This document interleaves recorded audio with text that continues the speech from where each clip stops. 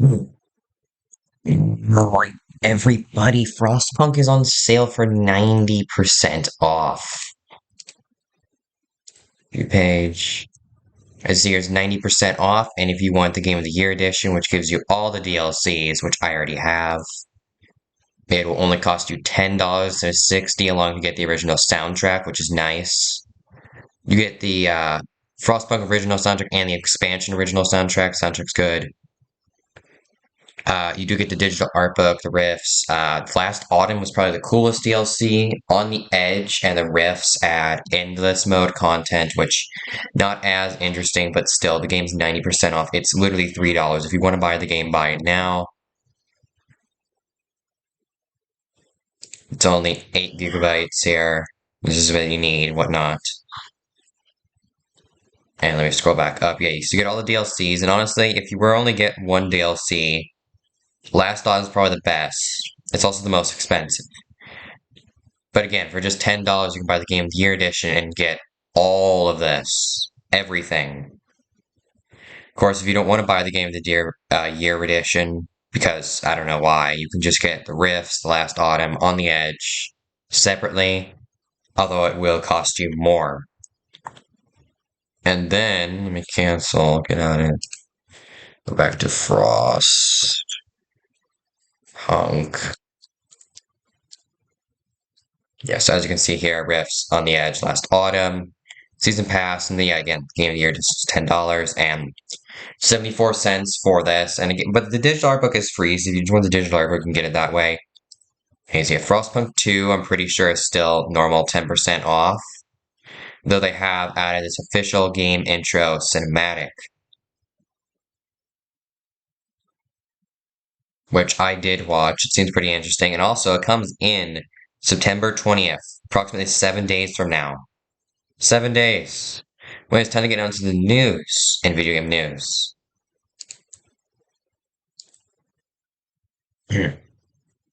Alright, so Steam families, and they can share up to 5 different family members, and if you both have the same games, then imagine this guy owns, I don't know, Frostpunk, and this guy owns Frostpunk. But this guy wants to play Frostpunk, so you can play Frostpunk. But this guy also wants to play Frostpunk, they can both play Frostpunk, as they share an entire library with all the Steam family members. It's a lot of video games. Again, there's playtime, shows you what games they're playing, how long they can play for, if they want to buy something. Existing Steam families recommends you turn into the new one. And let's go to Deep Rock Galactus, which is now has the roadmap, the living roadmap.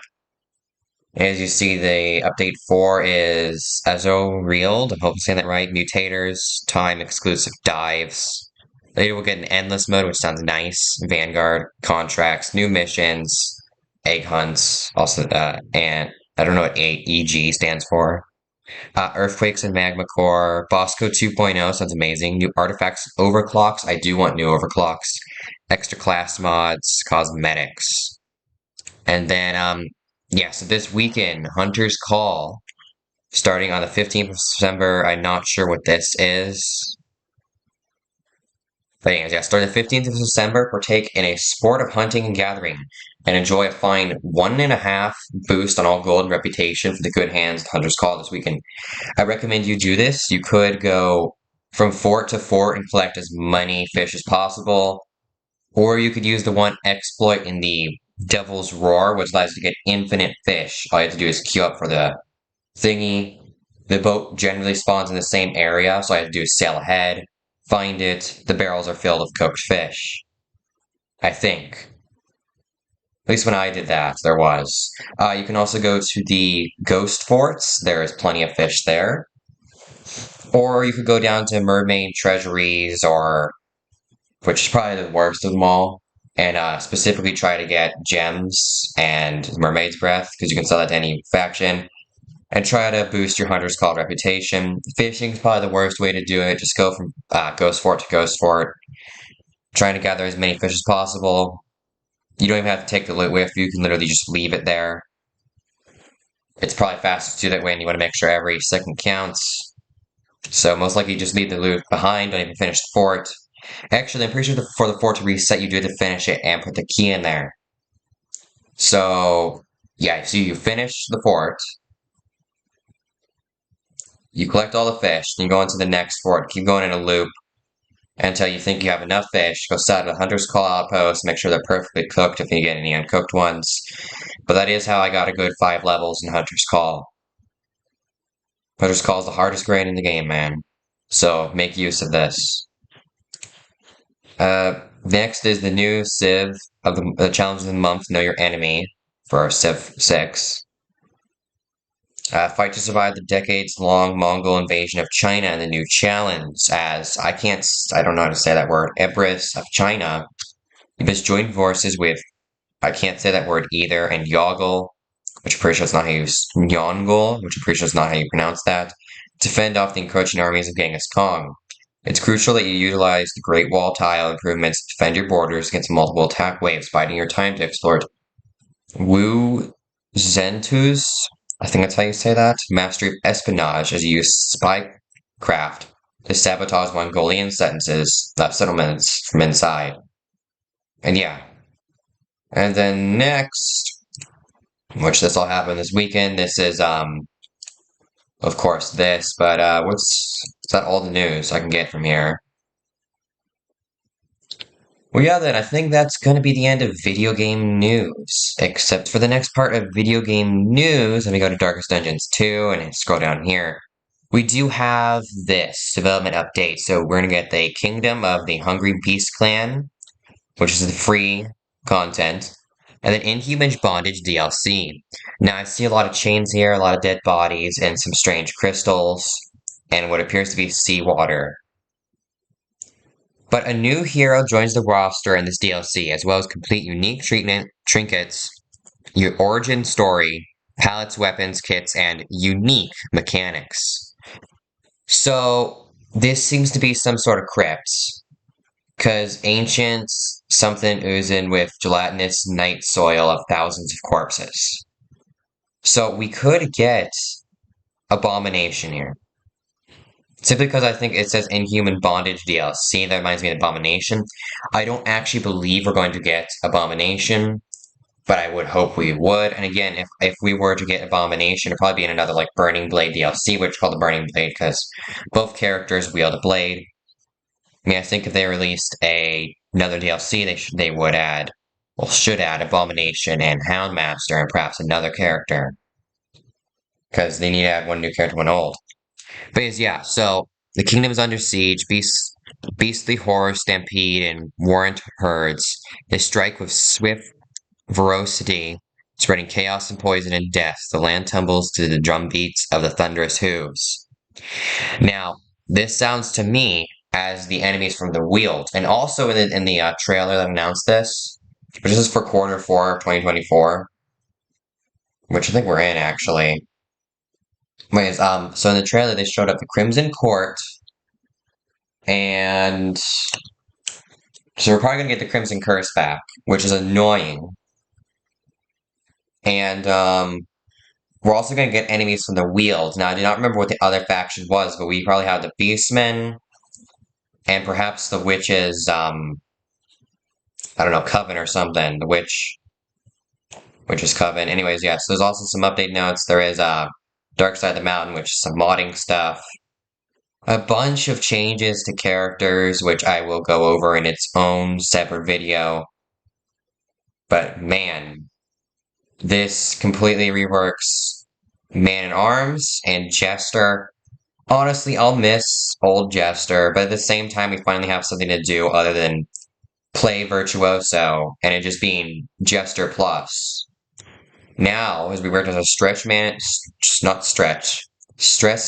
specialist with a variety of team supporting encore effects, and no longer get the Blight Bleed or Burn Resist debuffs, and you no longer get additional health or speed, which I do kind of wish you still get additional health and speed for some things, but just lessen it.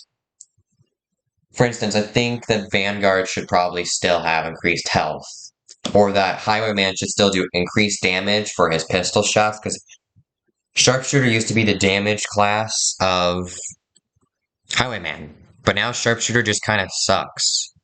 And you need to take way too many moves to counter the whole moving so many times things. And for some reason, it feels like the gunshots do less damage than they did before. And that you're better running Rogue for range damage, even though it penalizes range damage. Yeah. Knockback skills, a bunch of huge changes. Finale damage increased to like 50%, 100%, I think it is. Anyways, the next thing we're going to be going over is, what is it again?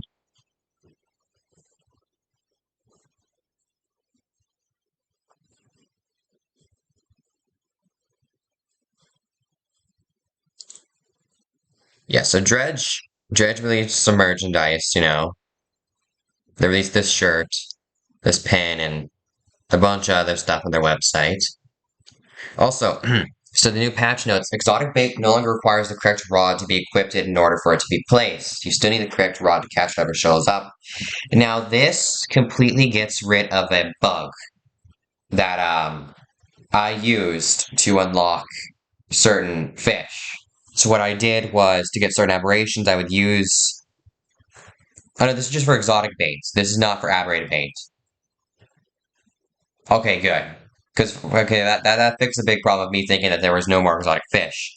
You see, if they change that for aberrated bait, then you normally would use the bug that allows you to not really a bug, but more of an exploit, to specifically get certain fish that you want.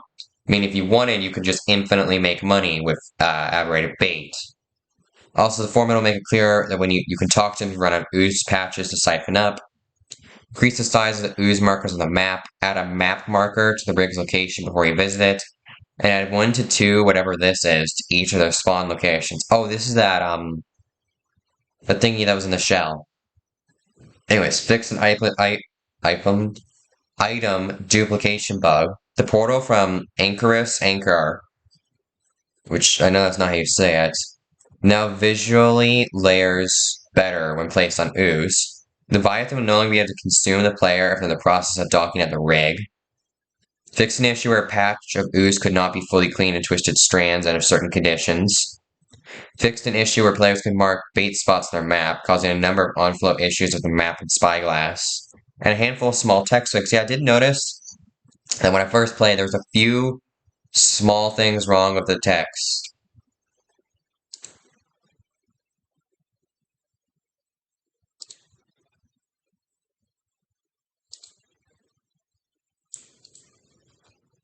Alright, and...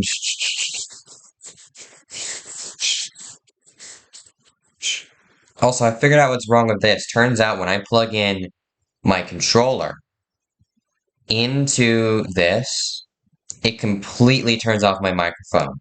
So I'm going to figure out how to turn back on my microphone once I plug in the controller into the computer that I can play moving out. Because it appears I have to plug in the controller before I turn on moving out. But then I have to press start game before I use the controller. Otherwise, the mic doesn't work. Which is why I haven't seen a moving out video in quite some time. What else? Yeah, the news from Steam already did that.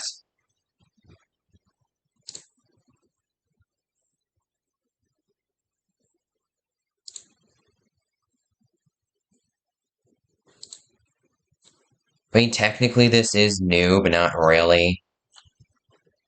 The challenges, rules, and whatnot, prizes, who cares?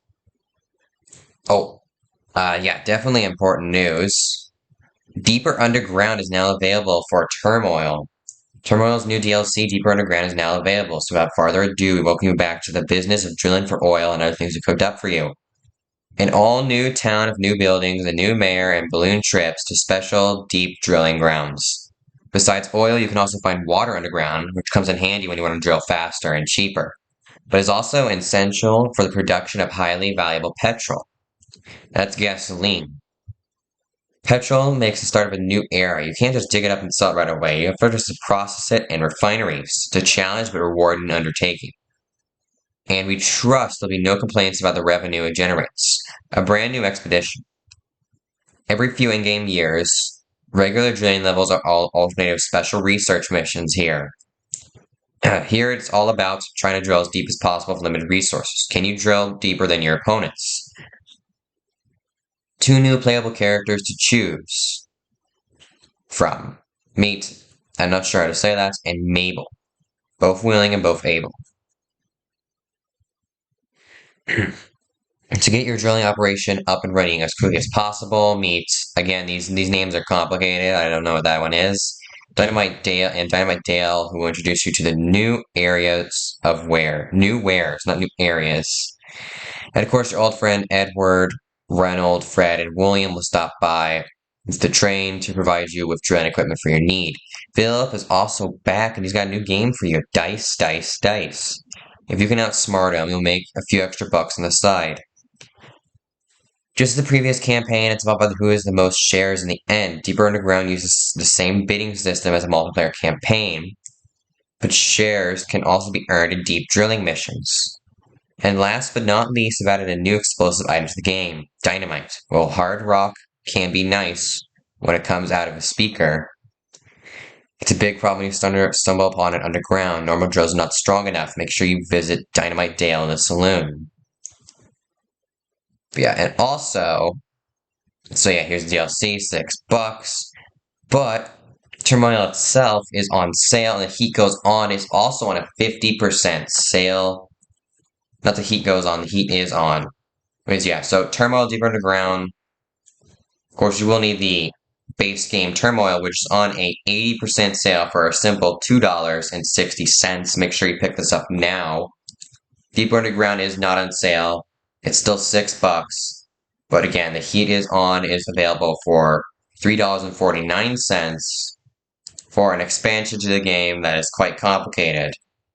And to be honest, I'm awful at this game. I'm probably not going to be picking up this DLC simply because I don't really want to. But yeah, if you were in the market for buying Turmoil and you wanted to buy it, but you're like, it's a bit too pricey right now and want to wait for it to go on sale, now's the time to do it. Everything but Deeper Underground is on sale. And honestly, Deeper Underground is so cheap, you might just want to buy it either way. It's as cheap as the other DLC for only $7. And Turmoil's an 80% sale, and when I bought Turmoil, it cost me $5. But now it's on $2.59. As you can see, I've only played 8.6 hours of this game. That's because I'm absolutely awful at it, can never win, and never know how to do the whole shares buying system.